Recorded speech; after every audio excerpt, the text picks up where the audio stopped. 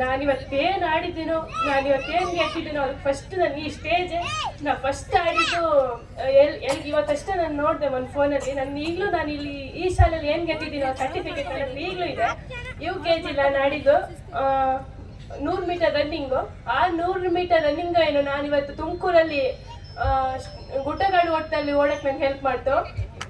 Basket ball, ಬಕೆಟಿಗೆ ball ಹಾಕೋದು, ಅದಕ್ಕೂ ಅಷ್ಟೇ. ಇವತ್ತು ನಾನು ಏನು ನೆಟ್ ಬಾಲ್ ಆಡಿದ್ದೀನೋ ಅದಕ್ಕೆ ಇಲ್ಲಿಯೇ ನಾನು ಕಲ್ತಿದ್ದು. ಯಾವತ್ತು ಯಾವ ಅವಕಾಶ ಸಿಕ್ಕುತ್ತೋ ಅದನ್ನ ಯಾವತ್ತೂ ಯಾರಿಗೂ ಬಿಟ್ಕೊಡ್ಬೇಡಿ. ನಿಮ್ದು ಆಗಿದ್ದ ನೀವು ಯಾಕೆ ಯಾರಿಗೆ ಬಿಟ್ಕೊಡ್ಬೇಕು?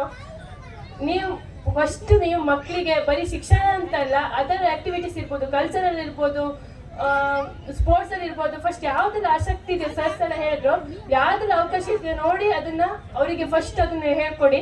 ಬರೀ ಓದು ಅಂತ ಅಲ್ಲ, ಹಾಗಂತ ಓದು ಬೇಡ ಅಂತ ಅಲ್ಲ, ಓದು ಸಹ ಬೇಕು. ನಾನು ಇವತ್ತು ಇಷ್ಟು ಅಚೀವ್ ಮಾಡಿದ್ದೇನೋ ನನ್ನ ಬ್ಯಾಕ್ ಬೋನಾಗಿ ನನ್ನ ಪೇರೆಂಟ್ಸ್ ಇದ್ದಾರೆ. ಅವ್ರನ್ನ ಯಾವತ್ತು ನಾನು ಇದು ಮಾಡೋದೇ ಇಲ್ಲ. ಕಾಲೇಜ್ ಸಹ ನಾನು ಅಲ್ಲೇ ಓದ್ತಾ ಇರೋದು. ಏನೇನು ಸಾಧನೆ ಮಾಡ್ತಾರೋ ಎಲ್ಲ ನಮ್ಮ Tumri, backbone, Nallibed, Nittur. First ನಾನು ಹೋದ ತಕ್ಷಣ ನಾನು ಹೋದ ವರ್ಷದಲ್ಲಿ ಒಬ್ರು ಅಣ್ಣ ಡಿಸ್ಟಿಂಕ್ಷನ್ ಬಂದಿದ್ರು. ಯಾವ್ರಂದ್ರೆ ನಿಟ್ಟೂರು ನಾಗೇಶ್ ಆರ್ ಅಂತ ಅವ್ರು ಇರ್ಬೋದು.